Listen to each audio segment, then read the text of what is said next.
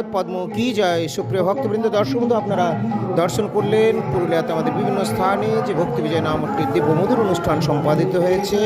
এখন আপনারা দর্শন করছেন মোদে পরমারাধ্য শ্রী গুরুপাদ পদ্মের গুরুপাদ তথা প্রভুজির ভজন কুটিরে, এবং সেখানে বিরাজমান রয়েছেন রাধা গোপাল, মধুময় বনমালীজি, কানু গোপাল, লাড্ডু গোপাল। আপনারা দর্শন করছেন। হরে কৃষ্ণ।